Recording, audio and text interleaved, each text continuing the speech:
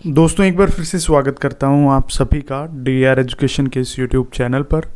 देखिए दोस्तों, अगर आप भी दिल्ली पुलिस कांस्टेबल ड्राइवर की लिखित परीक्षा की तैयारी कर रहे हैं तो आपके लिए आज की वीडियो बहुत ही इंपॉर्टेंट है, क्योंकि आज के इस वीडियो लेक्चर के अंदर हम इंडियन स्पेस रिसर्च ऑर्गेनाइजेशन यानी इसरो के अंदर जो लिक्विड प्रपल्सन सिस्टम सेंटर है उसमें ड्राइवर की पोस्ट के लिए जो लिखित परीक्षा है वो कंडक्ट करवाई गई थी 24 नवंबर 2019 को।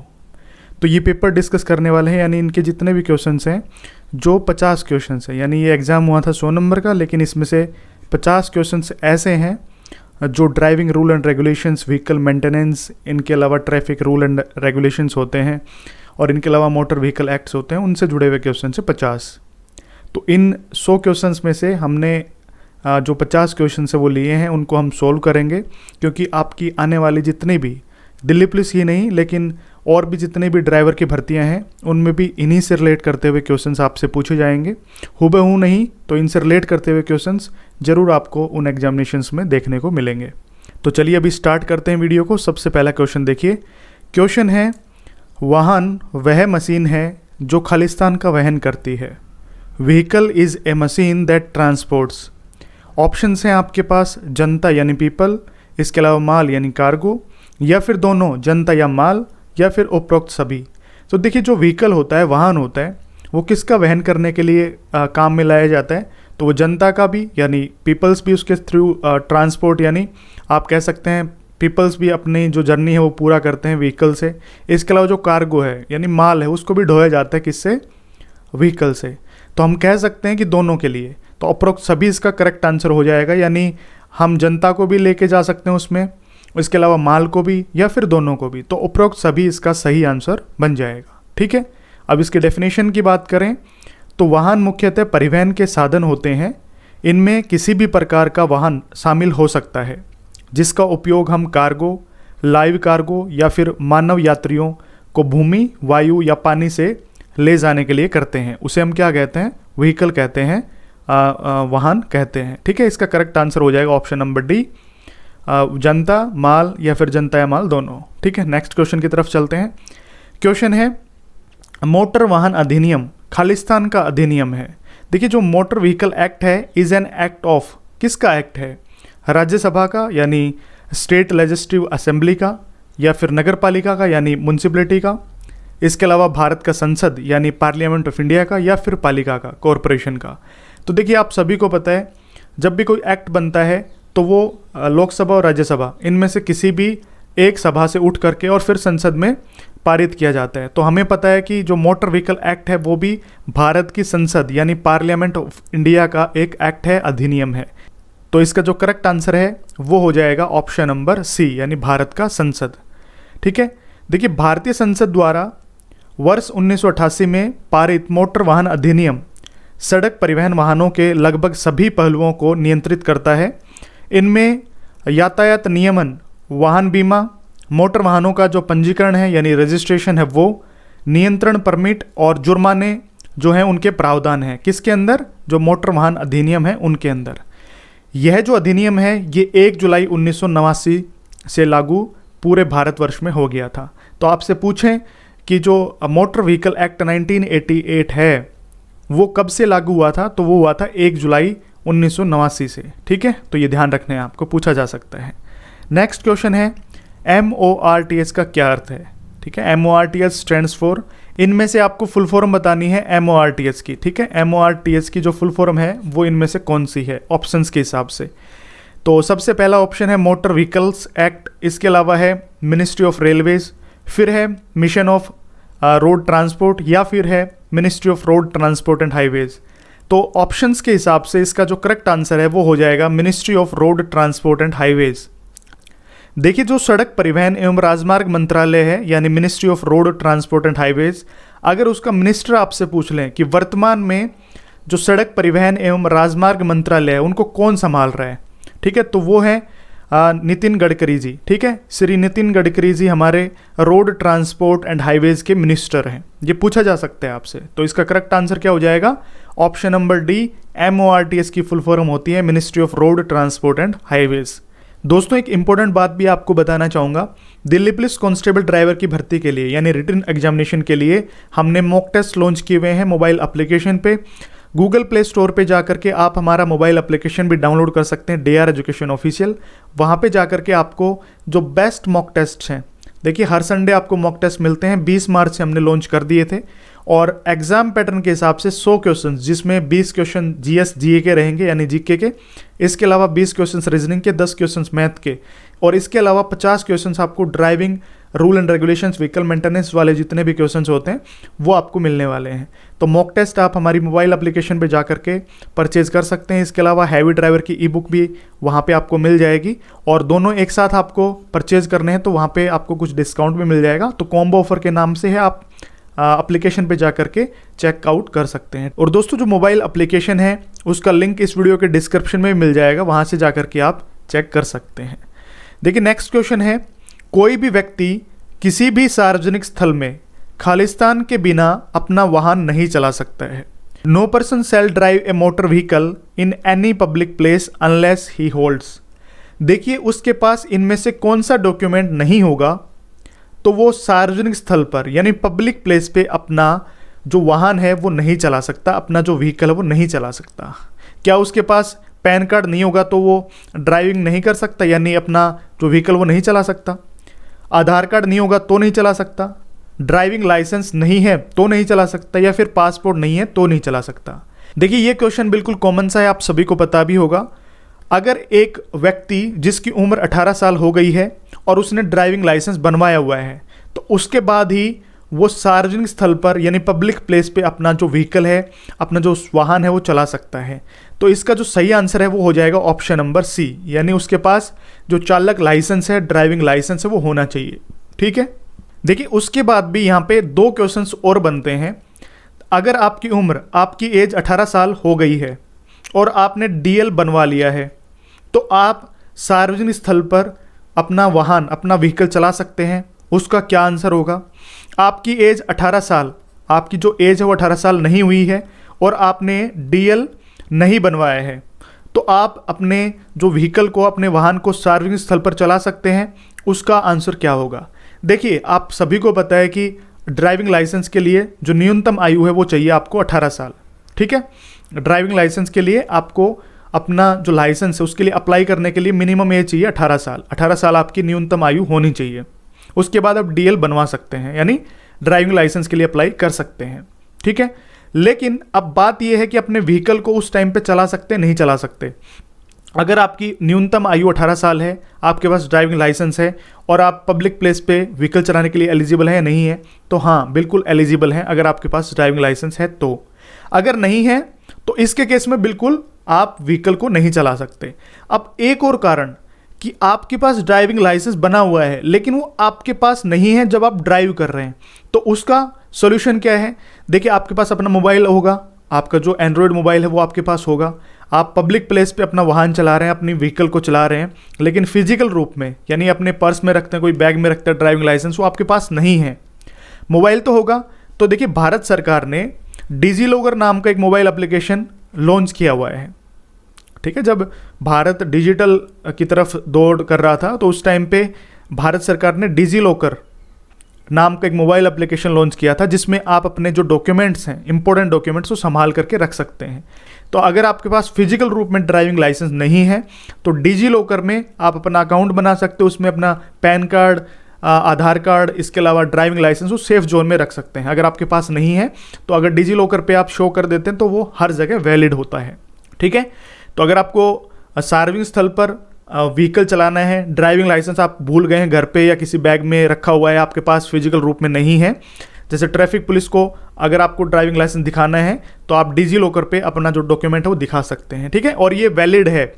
इसके अलावा M परिवहन नाम से भी एक मोबाइल एप्लीकेशन है, उस पर भी आप अपना जो व्हीकल का रजिस्ट्रेशन सर्टिफिकेट है यानी RC है, इसके अलावा जैसे जितने भी डॉक्यूमेंट्स वो रख सकते हैं। ये दोनों मोबाइल एप्लीकेशन ये भारत सरकार के द्वारा शुरू की गई है। नेक्स्ट क्वेश्चन देखिए, मोटर वाहन अधिनियम में न्यूनतम संशोधन खालिस्तान को हुआ। The latest amendment to motor vehicle act is done in. आप सभी को पता है मोटर व्हीकल एक्ट 1988 को बना था 1 जुलाई मैंने जैसे आपको बताया था 1989 को ये लागू हो गया था। उसके बाद जो नया संशोधन हुआ है, जो लास्ट संशोधन हुआ था, अमेंडमेंट हुआ था, वो हुआ था 2019 में। तो इसका सही आंसर हो जाएगा ऑप्शन नंबर सी। ठीक है, नेक्स्ट देखिए, एक दुर्घटना जिसमें मोटर वाहन की पहचान न हो पाई हो उसे कौन सी दुर्घटना कहा जाता है? An accident in which identify of a motor vehicle could not be ascertained is called accident. कौन सा एक्सीडेंट उसे कहा जाता है? ठोकर मारना और भागना यानी हिट एंड रन का, ठोकर मारना और बैठना यानी हिट एंड सिट, ठोकर मारना और खड़ा होना हिट एंड स्टैंड, या फिर इनमें से कोई नहीं। तो देखिए इसका जो सही आंसर है वो हो जाएगा ऑप्शन नंबर ए, ठोकर मारना और भागना, हिट एंड रन का, यानी मारना यानी एक्सीडेंट करना और उसके बाद भाग जाना। केंद्र सरकार के जो अधिनियम है यानी मोटर व्हीकल एक्ट है 1988, उसकी धारा 161 के अंदर आता है मामला हिट एंड रन का। ठीक है, हिट एंड रन मोटर दुर्घटना के मामले में मुआवजे के संबंध में विशेष प्रावधान है। वो किसके अंदर है? मोटर व्हीकल एक्ट 1988 का सेक्शन है कौन सा? 161 यानी धारा 161। ये आपको ध्यान रखना है, इंपॉर्टेंट क्वेश्चन है। नेक्स्ट देखिए, न्यूनतम मोटर व्हीकल एक्ट के अनुसार, MVA का मतलब है मोटर व्हीकल एक्ट यानी मोटर वाहन अधिनियम, इसके अनुसार चालक लाइसेंस या फिर वाहन रजिस्ट्रेशन को प्राप्त करने के लिए क्या अनिवार्य है? As per the latest MVA which is mandatory for obtain driving licence या फिर रजिस्ट्रेशन ऑफ ए व्हीकल। इसके लिए क्या जरूरी है? पैन कार्ड, राशन कार्ड, आधार कार्ड, या फिर इनमें से कोई नहीं। देखिए आजकल जो है वो आधार कार्ड से सारे काम हो जाते हैं। पैन कार्ड, आधार कार्ड एक जगह लिंक होते हैं आज के दिन, तो आधार कार्ड से आज के दिन काम चल जाता है प्रेजेंट में। तो इसके लिए जो सही आंसर है वो हो जाएगा ऑप्शन नंबर बी, आधार कार्ड। ठीक है, आधार कार्ड आपके पास वैलिड है तो आप मोटर व्हीकल के लिए आप रजिस्ट्रेशन के लिए अप्लाई कर सकते हैं, या फिर जो मोटर रजिस्ट्रेशन है यानी RC उसके लिए अप्लाई कर सकते हैं अगर आपके पास आइडेंटिटी प्रूफ आधार कार्ड है तो आधार कार्ड सबसे इंपॉर्टेंट डॉक्यूमेंट है किसी दूसरे डॉक्यूमेंट को बनवाने के लिए। ठीक है, ध्यान रखना है आपको। उसके बाद है MACT का क्या अर्थ होता है? इसकी फुल फॉर्म बतानी है MACT की। मोटर एक्सीडेंट क्लेम्स ट्रिब्यूनल होता है, मल्टीपल एक्सीडेंट्स क्लेम ट्रिब्यूनल होता है, या फिर मल्टी एक्सीडेंट क्लियरिंग अथॉरिटी, या फिर इनमें से कोई नहीं। इसका सही आंसर हो जाएगा option number A, motor accident claims tribunal इसका सही आंसर हो जाएगा। ठीक है, नेक्स्ट क्वेश्चन देखिए, आपातकालीन वाहन वह वाहन है जिसका उपयोग केवल यानी किसके लिए किया जाता है? जो इमरजेंसी व्हीकल है उनका प्रयोग हम किस तरीके से कर सकते हैं, किन में कर सकते हैं? पुलिस के लिए होता है यानी केवल पुलिस के लिए किया जाता है, यूज फॉर पुलिस, या फिर एम्बुलेंस के लिए किया जाता है, या फिर अग्निशमन जो होते हैं उनके लिए किया जाता है, जो फायर के लिए गाड़ियां होती हैं उनके लिए, या फिर उपरोक्त सभी। तो इसका सही आंसर हो जाएगा ऑप्शन नंबर डी, जितने भी इमरजेंसी व्हीकल हैं उनमें पुलिस, एम्बुलेंस और फायर तो शामिल होते ही होते हैं। ठीक है, तो ऑल ऑफ द अबव इसका सही आंसर हो जाएगा। नेक्स्ट क्वेश्चन है, बीमार, घायल या अन्य रूप से असक्षम व्यक्तियों के लिए उपयोगी विशेष रूप से बनी आपातकालीन परिवहन को क्या कहते हैं? A vehicle specially designed and used for emergency transportation of person who are sick, wounded or otherwise incapacitated is called. उसको क्या कहा जाता है? देखिए आप सभी को पता है, कोई भी घायल व्यक्ति, बीमार व्यक्ति, उसके लिए जो इमरजेंसी यानी एक तरीके से आपातकालीन परिवहन का जब हम प्रयोग करते हैं तो उसमें एम्बुलेंस का वर्ड सबसे पहले आता है। तो इसका जो सही आंसर है वो हो जाएगा ऑप्शन नंबर ए, एम्बुलेंस। ठीक है, उसके अलावा ऑप्शन ट्रक भी था, ट्रेलर भी था, वैगन भी था, लेकिन इसका सही आंसर हो जाएगा ऑप्शन नंबर ए, एम्बुलेंस।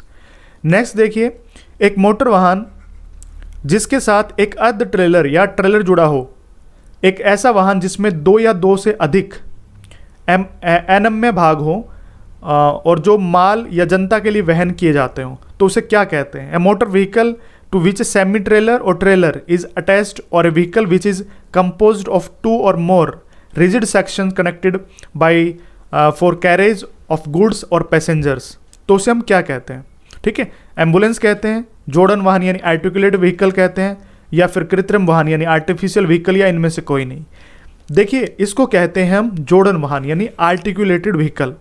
ठीक है, उसके बाद धुरी से जुड़े पहिए पर टिके वाहन की सतह पर संचारित कुल भाग को क्या कहते हैं? जो भार जो धुरी के पहिए पर जो टिके वाहन के सतह पर संचारित जो टोटल वेट होता है उसे हम क्या कहते हैं?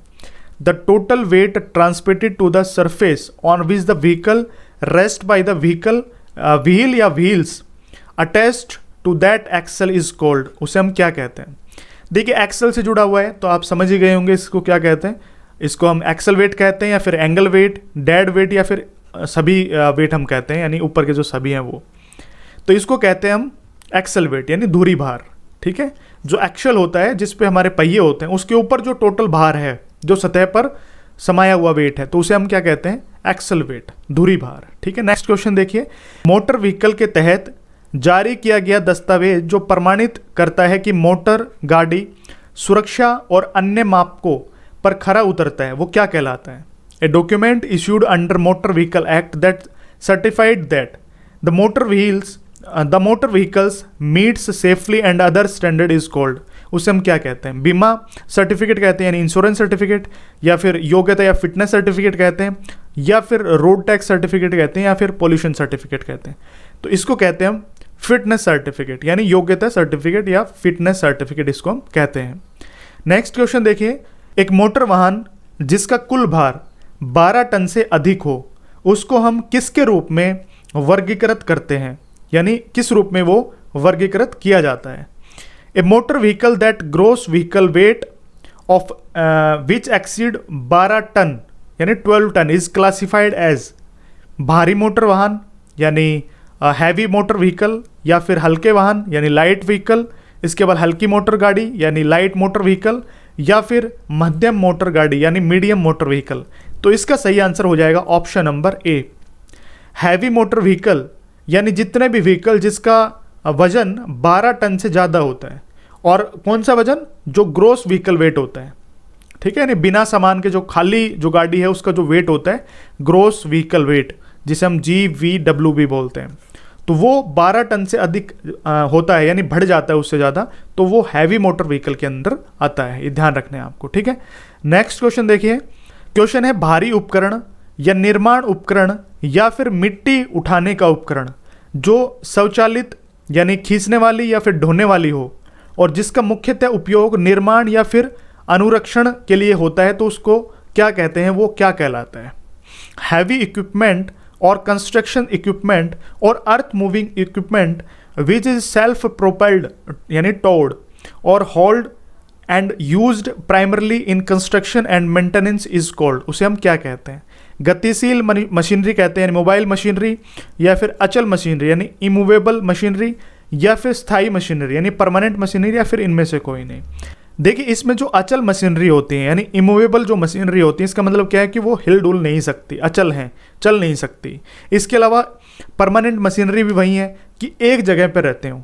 ठीक है, परमानेंट जो मशीनरी है वो, इनमें से कोई नहीं है तो बन ही नहीं सकता। जो गतिशील मशीनरी हैं उनका प्रयोग करते हैं हम निर्माण जो उपकरण है उनके लिए, मिट्टी उठाने के लिए।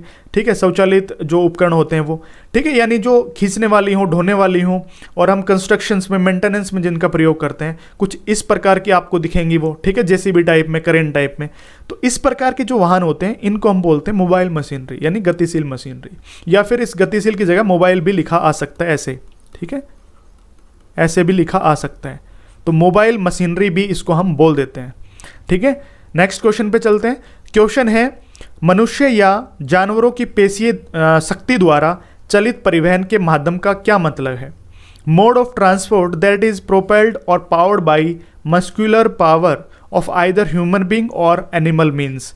देखिए जिसमें मोटर ना लगी हो, या तो हमारे जो पेशी होती हैं हमारे यानी ताकत, खुद की ताकत होती है मानव की, उससे चलते हों, या फिर कोई एनिमल है, पशु है, उनकी शक्ति से चलते हों, तो उनको मोटरीय यानी मोटराइज्ड ट्रांसपोर्ट तो नहीं कह सकते।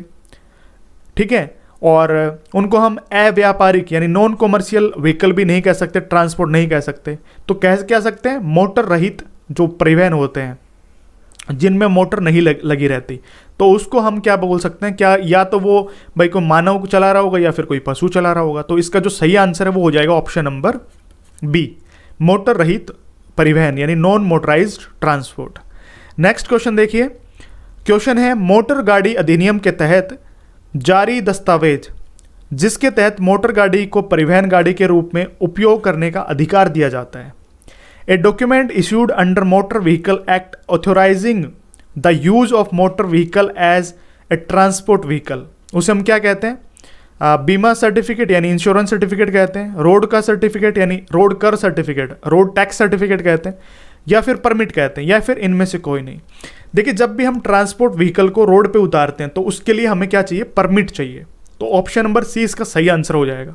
ठीक है, एक मोटर वाहन जिसकी अभिकल्पना और उपयोग प्रधानतः दूसरी गाड़ी को खींचने के लिए किया जाता है, यानी हम दूसरी गाड़ी को खींचने के लिए प्रयोग करते हैं, तो उसको क्या कहा जाता है? A motor vehicle designed and used primarily for drawing other vehicle, तो उसको हम क्या कहते हैं? प्राइम मूवर कहते हैं, गौण यानी सेकेंडरी मूवर कहते हैं, वैश्विक चालक यानी यूनिवर्सल मूवर कहते हैं, या फिर इनमें से कोई नहीं। तो इसका जो सही आंसर है वो हो जाएगा ऑप्शन नंबर सी। देखिए इस प्रकार के जो व्हीकल होते हैं आप देखते भी होंगे कई बार, ठीक है, इस प्रकार के जो व्हीकल होते हैं उनको बोलते हैं यूनिवर्सल मूवर, ठीक है, जो दूसरी गाड़ी को खींचने के लिए प्रयोग में लाए जाते हैं।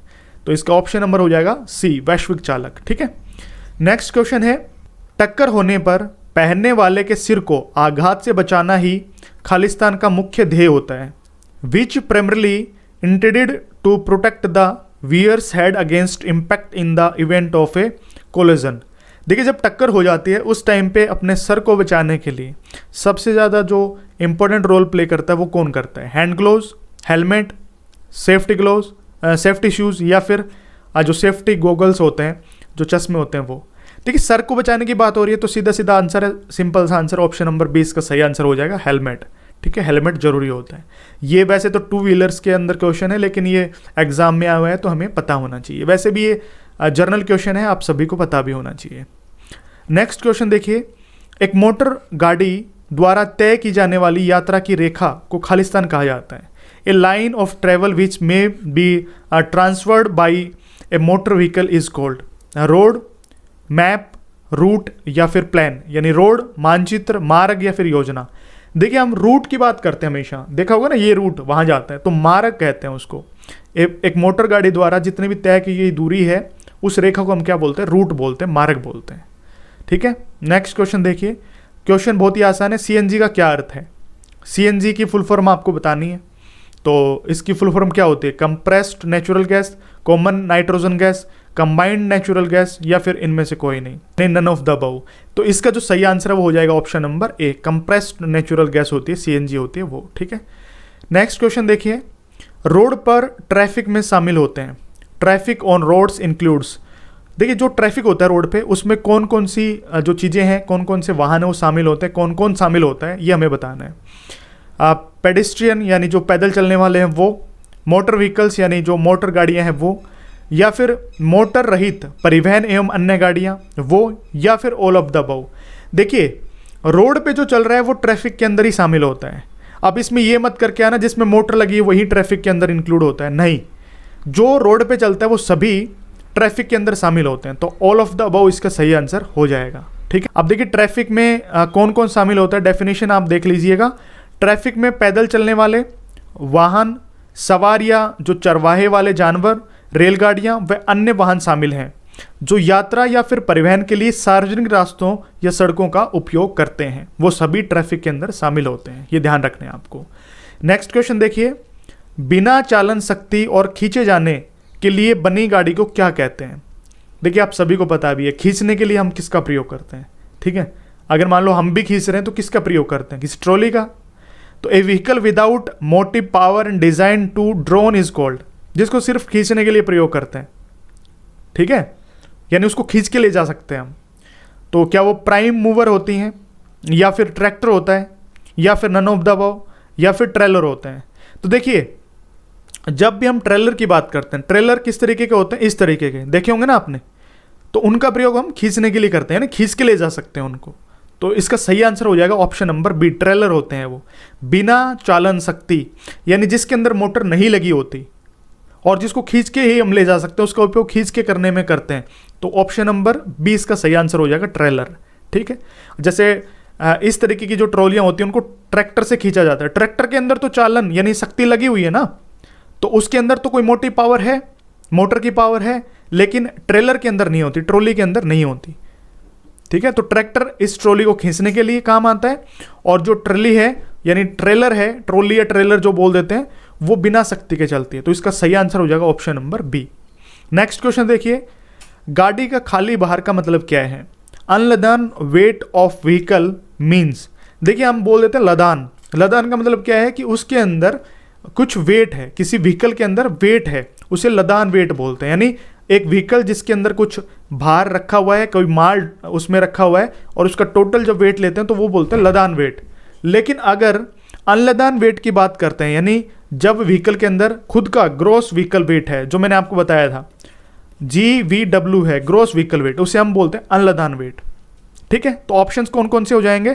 केवल गाड़ी का वजन यानी weight of A vehicle only, गाड़ी और चालक का वजन यानी vehicle of vehicle and driver, या फिर गाड़ी और सामान जो है उसका wait of vehicle and load, या फिर केवल सामान का वेट यानी वेट ऑफ लोड ओनली। तो इसका सही आंसर क्या हो जाएगा? सही आंसर हो जाएगा ऑप्शन नंबर ए, केवल गाड़ी का जो वेट होता है यानी जो ग्रॉस व्हीकल वेट होता है वो अनलदान वेट के अंदर शामिल होता है। अगर यहीं पे मैं अन काट दूं, ठीक है, और मैं कर दूं लदान वेट, तो इसमें आ जाएगा क्या कि गाड़ी और सामान। ठीक है, गाड़ी और सामान कि गाड़ी के अंदर जो सामान है वो लदा हुआ है, तो लदान वेट लदा हुआ है यानी कोई वेट है, कोई माल है वो उस पर ऑलरेडी लदा हुआ है, और गाड़ी का खुद का वेट, दोनों हम कंबाइन कर देते हैं, वो लदान वेट के अंदर आता है। देखिए उसके बाद है एक मोटर वाहन यानी एक मोटर गाड़ी को चलाने की योग्यता के लिए न्यूनतम जो उम्र है वो क्या होनी चाहिए? Minimum age for eligibility for driving A motor vehicle is, इनमें से कौन सी न्यूनतम आयु होनी चाहिए एक मोटर वाहन को यानी एक मोटर व्हीकल को चलाने के लिए? 16 साल यानी 16 ईयर्स, उसके बाद है 18 साल यानी 18 ईयर्स, 21 साल या 21 ईयर्स, या फिर 15 साल या 15 ईयर्स। तो इसका जो सही आंसर है वो हो जाएगा ऑप्शन नंबर बी। आपको एक मोटर व्हीकल चलाने के लिए 18 साल यानी आपकी जो न्यूनतम आयु है वो होनी चाहिए। नेक्स्ट क्वेश्चन देखिए, नौसिखिया लाइसेंस यानी लर्नर जो लाइसेंस होता है की मान्यता है, कितने दिन तक उसकी वैलिडिटी होती है? जो लर्नर लाइसेंस होता है उसकी 6 महीने के लिए, 8 महीने के लिए, 9 महीने के लिए, या फिर 12 महीने के लिए? देखिए आपका जो लर्निंग लाइसेंस है वो आपका सबसे पहले बनता है, उसकी जो वैलिडिटी होती है वो होती है 6 मंथ के लिए यानी 6 मास के लिए। अब 1 महीने के बाद यानी आपका जो लर्निंग लाइसेंस वो बन गया, उसके 1 महीने के बाद आप जो नेक्स्ट है यानी लाइट मोटर व्हीकल का जो लाइसेंस होता है LMV लाइसेंस, उसके लिए अप्लाई कर सकते हैं। देखिए आपने लर्निंग लाइसेंस बनवा लिया, जैसे मान लो आप आज लर्निंग लाइसेंस बनवा लेते हैं तो उसकी वैलिडिटी रहती है 6 महीने तक की। लेकिन आप कितने दिन के बाद जो नेक्स्ट आपका जैसे LMV HMV लाइसेंस उसके लिए अप्लाई कर सकते हैं? तो लर्निंग लाइसेंस के 1 महीने के बाद आप अपनी जो फाइल है वो जमा करवा सकते हैं। 1 महीने के बाद ही आप एलिजिबल रहेंगे, उससे पहले आपका ड्राइविंग लाइसेंस नहीं बन सकता।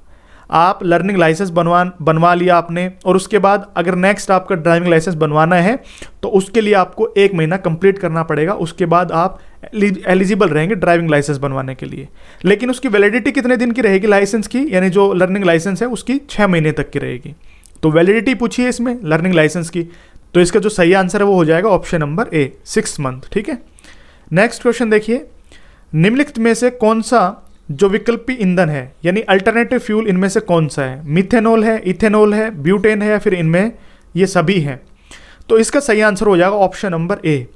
मिथेनॉल को हम अल्टरनेट फ्यूल के अंदर शामिल करने लग गए हैं। ठीक है, बहुत सारे मिथेनॉल प्लांट आपने सुने होंगे जो फ्यूल के रूप में हम यूज़ करने लगेंगे आगे। जैसे पेट्रोल डीजल अगर ख़त्म हो जाता है तो उसके बाद हम मिथेनॉल का प्रयोग किस तरीके से यूज़ करेंगे अपने व्हीकल्स के अंदर, उस पर अभी नए नए प्लांट्स बनने शुरू हो गए हैं। तो उसी पे बात की गई है कि जो अल्टरनेटिव फ्यूल है इनमें से कौन सा माना गया है, तो मिथेनॉल।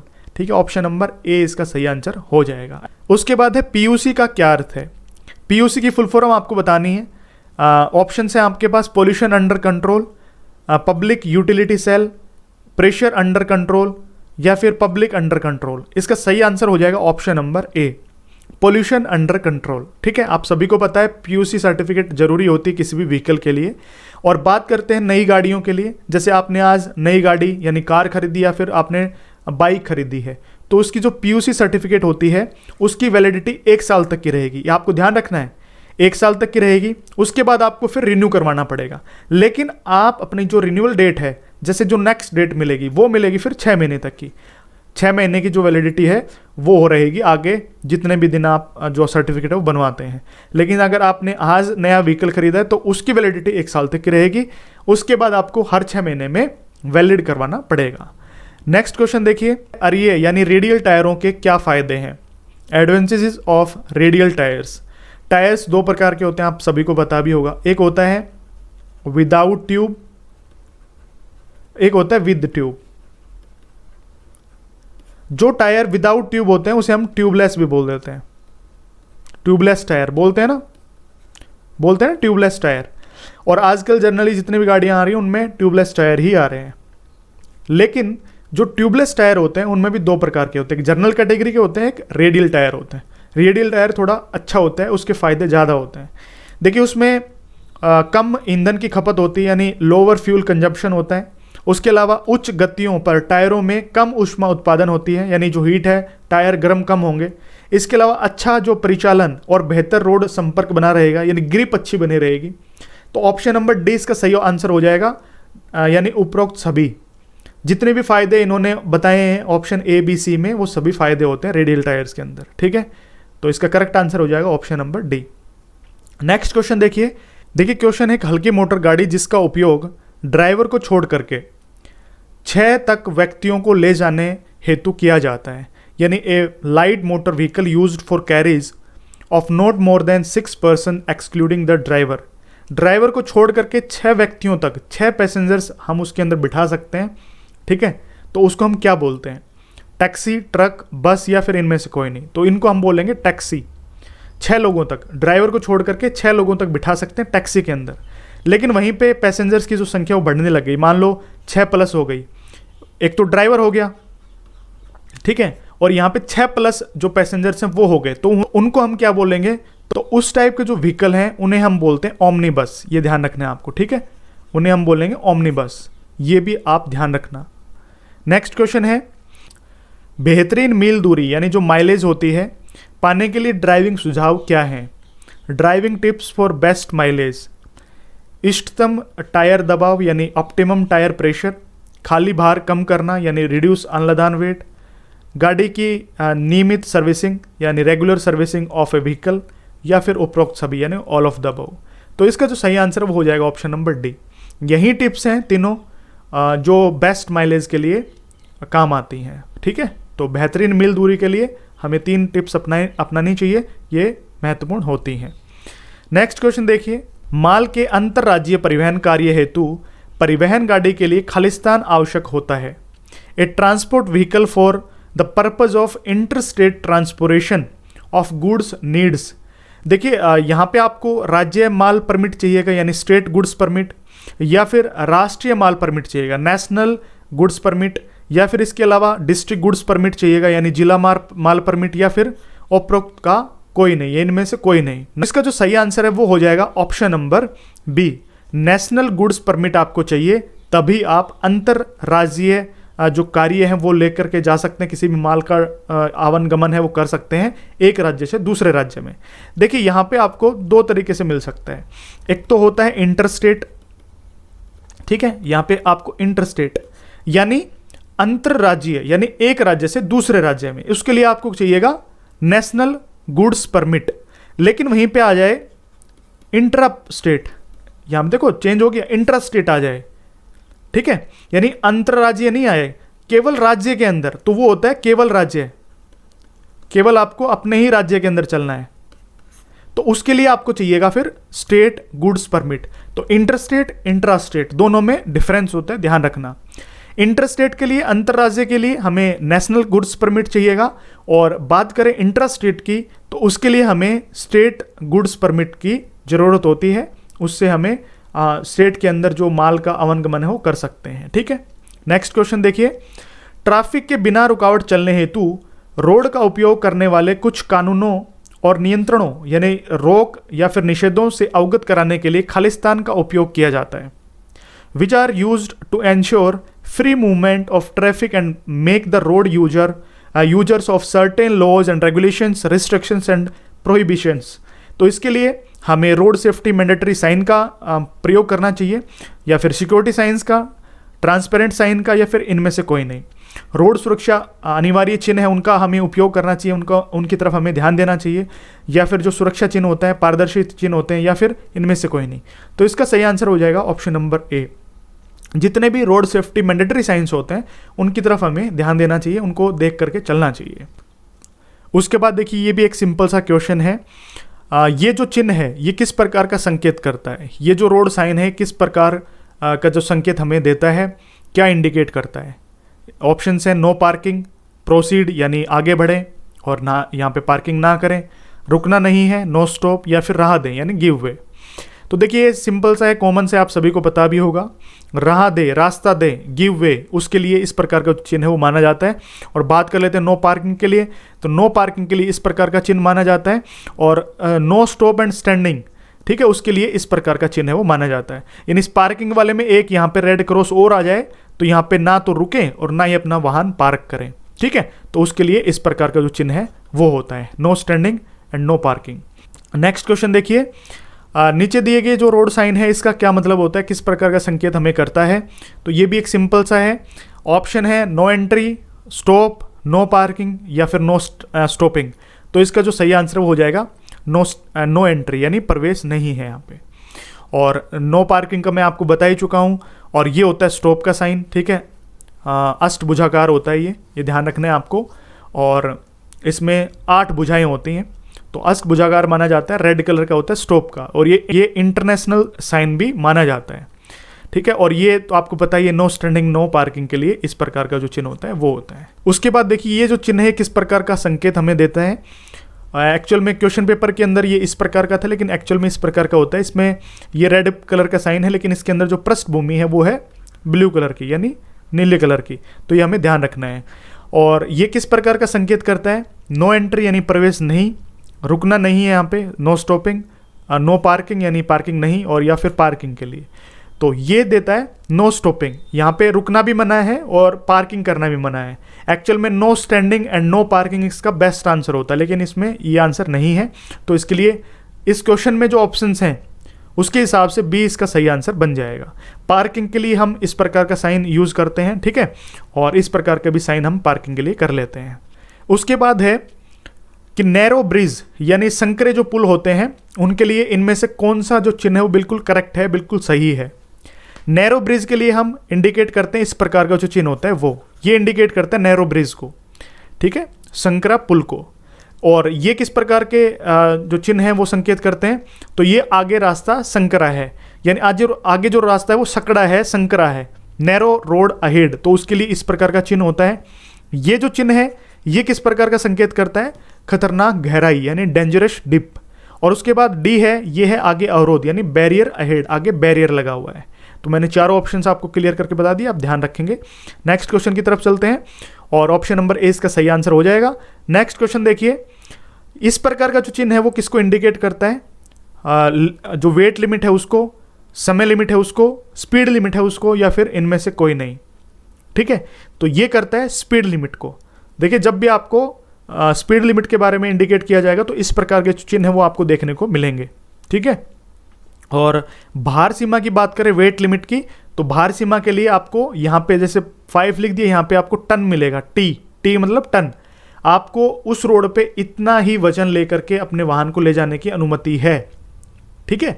तो भार सीमा के लिए इस प्रकार का चिन्ह होता है, और जो गति सीमा होती है स्पीड लिमिट उसके लिए इस प्रकार का चिन्ह माना जाता है। देखिए उसके बाद है एम्बर ट्रैफिक चिन्ह, प्रकाश का अर्थ है। Amber traffic signal light means, amber light जो होती है, एम्बर लाइट किस प्रकार की होती है, एम्बर लाइट होती है येलो प्लस नारंगी मिक्स, जिसे हम येलो लाइट बोल देते हैं, लेकिन वो एक्चुअल में एम्बर लाइट होती है, ठीक है।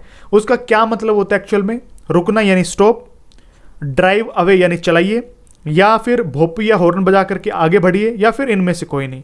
इसका जो करेक्ट आंसर है वो हो जाएगा ऑप्शन नंबर डी। तो फिर इसका एक्चुअल डेफिनेशन क्या होता है एम्बर लाइट का, एम्बर लाइट देखो इस प्रकार की होती है, आपने देखी भी होंगी, ठीक है। जो इंडिकेटर होता है ना गाड़ी का वो भी इसी कलर का होता है, उसमें येलो प्लस नारंगी मिक्स होता है। तो इसकी एक्चुअल जो डेफिनेशन होती है वो होती है एक चमकती पीली लाइट, मूल रूप से सड़क उपयोगकर्ताओं को सतर्क करने और जरूरत पड़ने पर वाहन को धीमा करने के लिए एक चेतावनी संकेत होता है। यानी आप इधर उधर देख करके अगर आप बिल्कुल सेफ हैं तो आप आगे बढ़ सकते हैं, ये नहीं कि वहां पे हॉर्न बजाएंगे, अपना भोबू हो जाएंगे फिर आगे बढ़ेंगे, नहीं। मुख्य रूप से वो एक कॉशनरी साइन है, एक चेतावनी चिन्ह है। यानी वो आपको बताता है कि आपका जो सिग्नल है वो रेड भी हो सकता है, तो इसलिए आप आगे तभी बढ़िएगा तब आप इधर उधर अच्छे से देख लें। ठीक है, तो ये एक चेतावनी चिन्ह होता है। तो इसमें परफेक्ट आंसर इसका क्या बनेगा, इनमें से कोई नहीं। ये नहीं है कि वहां पे हॉर्न बजाएंगे फिर आगे बढ़ेंगे, नहीं, वो आपको इंडिकेट करता है कि आपकी जो लाइट है वो रेड हो सकती है, इसलिए आप ध्यानपूर्वक चलिएगा। ठीक है, वो आपको चेतावनी देता है, कॉशनरी साइन होता है, ये ध्यान रखना है आपको। नेक्स्ट क्वेश्चन देखिए, एक राज्य द्वारा दिया गया ड्राइविंग लाइसेंस मान्य होता है। Driving licence issued by a state is valid, केवल राज्य में होता है यानी ओनली इन दैट स्टेट, या फिर भारत भर में होता है थ्रू आउट इंडिया, उस राज्य में और पड़ोसी राज्यों में होता है यानी इन द स्टेट एंड जो नेबरिंग जो स्टेट्स हैं उनमें, या फिर इनमें से कोई नहीं। तो इसका सही आंसर हो जाएगा ऑप्शन नंबर बी, भारत में। अगर आपका कोई भी स्टेट है और आपका ड्राइविंग लाइसेंस इशू होता है तो पूरे भारतवर्ष में इशू रहता है यानी वैलिड रहता है। नेक्स्ट क्वेश्चन देखिए, जब एक व्यक्ति मोटर गाड़ी से दुर्घटना में घायल हो जाता है तो गाड़ी के चालक को क्या करना चाहिए। देखिए, आपकी गाड़ी एक्सीडेंट हो गई, उसमें कोई व्यक्ति दूसरा बैठा हुआ ड्राइवर को छोड़ करके वो घायल हो गया, तो आपको क्या करना चाहिए। When a person is injured in an accident involving A motor vehicle, the driver of the vehicle should, उसे क्या करना चाहिए, घायल व्यक्ति को वैध उपचार के लिए अस्पताल ले जाना चाहिए और पुलिस स्टेशन को इत्तला करना चाहिए। ठीक है, दुर्घटना स्थल से भाग जाएं, या फिर घायल व्यक्ति के परिवार जन को सूचित करें, या फिर ऑल द अबव, इनमें ये सभी कारण हो सकते हैं। ठीक है, तो आपको सही आंसर इसका क्या करना है, ऑप्शन नंबर ए, जो घायल व्यक्ति है उसको वैध उपचार के लिए आपको हॉस्पिटल पहुंचाना है और उसके अलावा पुलिस स्टेशन में इत्तला भी कर देना है। तो ऑप्शन नंबर ए इसका सही आंसर बन जाएगा। नेक्स्ट देखिए, ये जो चिन्ह है किस प्रकार का संकेत करता है। ठीक है, ये बहुत कंफ्यूजिंग क्वेश्चन है। कंफ्यूजिंग क्यों है वो भी मैं आपको बताऊंगा। में एक बच्चा है वो भाग रहा है, चल रहा है, क्या इसका सही आंसर करेंगे। इसका जो परफेक्ट आंसर है वो होगा आगे पाठशाला है, क्योंकि इसमें जो व्यक्ति है, जो बच्चा है वो भाग रहा है, भागते हुए दिखाई दिया है। ठीक है, लेकिन इसका चिन्ह इस प्रकार का भी हो सकता है, यानी आगे पाठशाला है, इस प्रकार का जो चिन्ह है वो भी हो सकता है, आगे स्कूल है।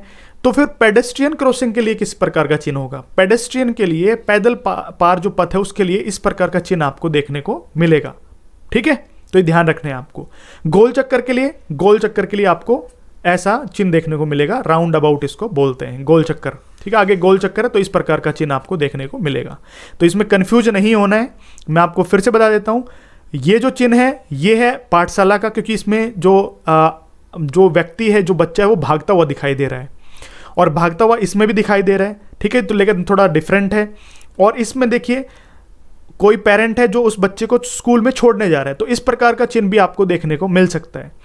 पेडेस्ट्रियन जो क्रॉसिंग है उसके लिए इस प्रकार का चिन्ह मिलता है, नीचे आपको पेडेस्ट्रियन यानी एक तरीके से जेब्रा क्रॉसिंग मिलेंगे आपको। ठीक है, तो इस प्रकार का चिन्ह होता है पेडेस्ट्रियन क्रॉसिंग के लिए। गोल चक्कर की बात करें, राउंड अबाउट, तो इस प्रकार का चिन्ह आपको देखने को मिलेगा। नेक्स्ट क्वेश्चन है, खालिस्तान रोड के उपयोगकर्ताओं से पहले ही रोड की जोखिम भरी परिस्थितियों का एहसास दिलाते हैं। Which make the road users conscious of hazardous condition on the roads beforehand. अनिवार्य चिन्ह, सूचना चिन्ह, सावधानी के चिन्ह, या फिर उपरोक्त में से कोई नहीं। मैंडेटरी साइन, या फिर इंफॉर्मेटरी साइन, या फिर कॉशनरी साइंस, कौन सा उपयोग होता है अगर मान लो कोई आगे जोखिम भरी कोई परिस्थिति है, उसके लिए हमें कौन से चिन्ह देखने को मिलेंगे। वो मिलेंगे ट्राइंगल में, और ट्राइंगल में कौन से होते हैं, कॉशनरी साइंस। जितने भी साइन ऐसे ट्राइंगल के अंदर होते हैं वो होते हैं कॉशनरी साइंस, यानी चेतावनी चिन्ह। सावधानी के चिन्ह भी बोल देते हैं या फिर चेतावनी चिन्ह होते हैं। ठीक है, जो मैं पहले से सतर्क कर देते हैं कि आगे ये परिस्थिति या जोखिम भरा रोड आने वाला है, आगे कुछ भी ऐसी घटनाएं आने वाली है, तो उसके लिए हमें कॉशनरी साइन मिलेगा। तो इसका सही आंसर हो जाएगा ऑप्शन नंबर सी।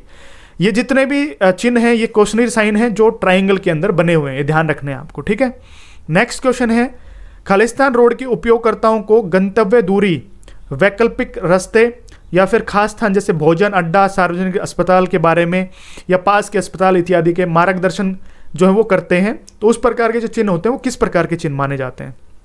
ठीक है, तो वो होते हैं कौन से, इंफॉर्मेटरी साइंस।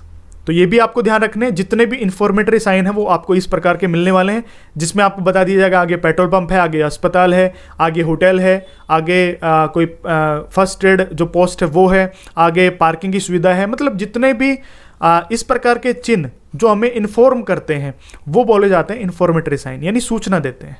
ठीक है, तो देखो आपने देखा भी होगा रोड पे ऐसे इस तरीके के ग्रीन बोर्ड लगे होते हैं बड़े बड़े, जिसमें बताया दिया जाता है कि दिल्ली इतनी दूर है, कलकत्ता इतनी दूर है, उस पर किलोमीटर भी लिखा रहेगा। ये सारे क्या है, इन्फॉर्मेटरी साइन है।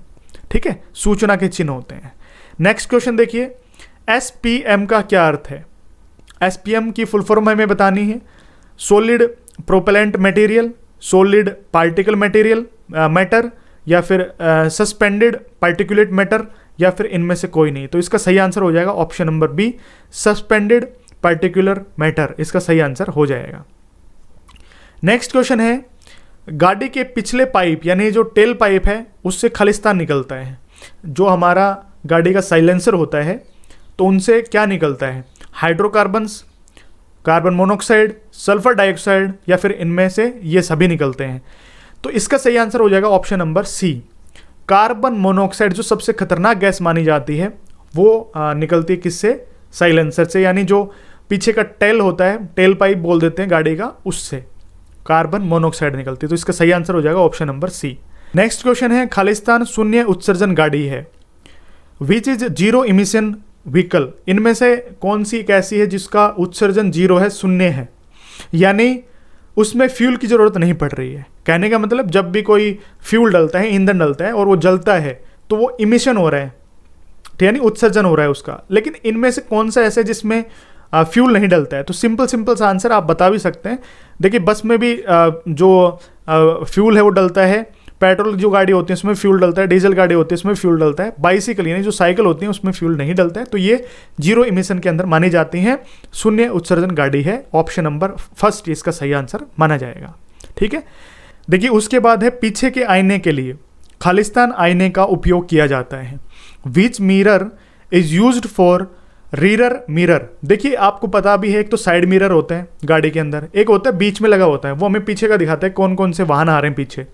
तो उसमें किस प्रकार के मिरर का प्रयोग किया जाता है? Concave mirror, plane mirror, normal mirror, या फिर कॉन्वेक्स मिरर? तो वो होता है कॉन्वेक्स मिरर, यानी उत्तल आईने का प्रयोग करते हैं जब हम पीछे के बहुत सारे वाहन हैं वो छोटी टर्म में यानी छोटे स्पेस के अंदर देख लेते हैं, तो उनमें प्रयोग होता है कॉन्वेक्स जो मिरर होता है वो। ऑप्शन नंबर डी इसका करेक्ट आंसर बन जाएगा।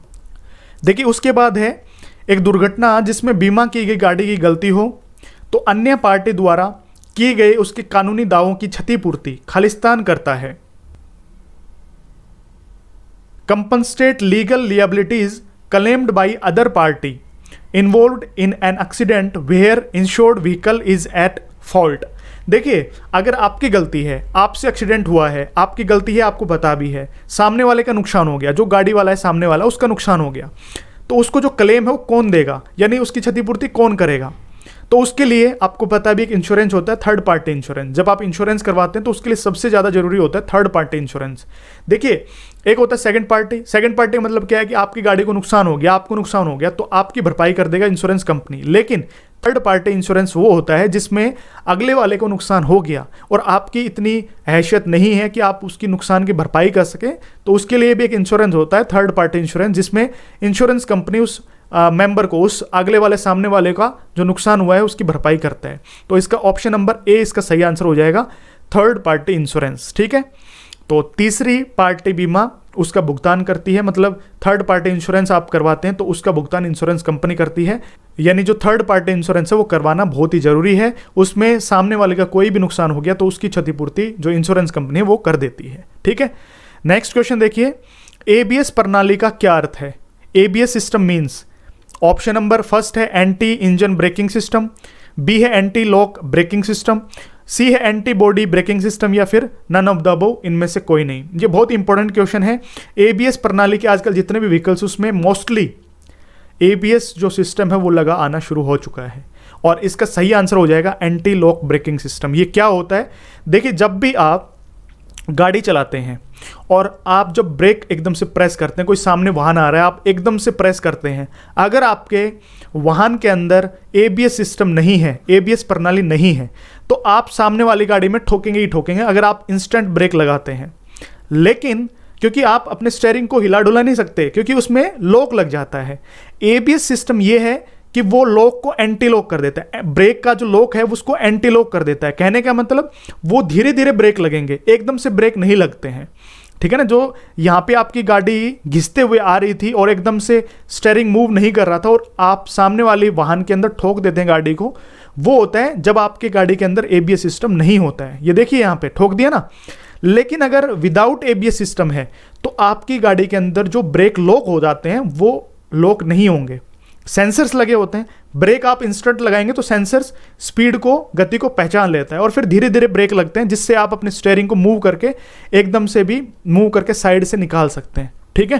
तो अगर आपकी गाड़ी के अंदर एबीएस सिस्टम नहीं है तो सामने वाले को खतरा होता है, और एबीएस सिस्टम है तो आपको बचाव के कारण ज़्यादा होते हैं। आपका जो वाहन है वो धीरे धीरे रुकेगा, एकदम से रुक के, और आपकी जो व्हील्स हैं वो जाम नहीं होंगे, यानी लॉक नहीं होंगे, ठीक है। तो ये सिस्टम होता है एंटी लॉक ब्रेकिंग सिस्टम, यानी एबीएस प्रणाली, एबीएस सिस्टम जिसकी फुल फॉर्म होती है एंटी लॉक ब्रेकिंग सिस्टम। ये ध्यान रखने आपको, ठीक है दोस्तों। ये कुछ इंपॉर्टेंट क्वेश्चंस थे जो मैंने आप सभी के साथ सोल्व किए हैं, जो इसरो के अंदर ड्राइवर का एग्जाम हुआ था उसमें पूछे गए थे। और आप गूगल प्ले स्टोर से जाकर के डीआर एजुकेशन ऑफिशियल जो मोबाइल एप्लीकेशन है उसको डाउनलोड करना बिल्कुल भी मत भूलिएगा। वहाँ पे आपको दिल्ली पुलिस जो कांस्टेबल ड्राइवर की भर्ती के लिए जो मॉक टेस्ट है लिखित परीक्षा के लिए, वो वहाँ पे मिलेंगे। DSSB फायर ऑपरेटर के लिए जो स्किल टेस्ट है उसके लिए टेस्ट सीरीज हमने लॉन्च की हुई हैं। हैवी ड्राइवर की जो ई बुक्स हैं वहाँ पे अवेलेबल हैं और बिल्कुल मिनिमम प्राइस के अंदर सब कुछ आपको मिल जाएगा। 1 ईयर की जो फ्री करंट अफेयर है वो भी आपको वहाँ पे फ्री ऑफ कॉस्ट मिलती है। और दोस्तों वीडियो अगर आपके लिए हेल्पफुल रही हो, ये सेशन आपके लिए इंपॉर्टेंट रहा हो, तो वीडियो को जरूर से जरूर लाइक कर देना, और आगे ऐसी लेटेस्ट अपडेशन और इंपॉर्टेंट वीडियोस पाने के लिए चैनल को भी जरूर से जरूर सब्सक्राइब कर लेना। Thank you so much.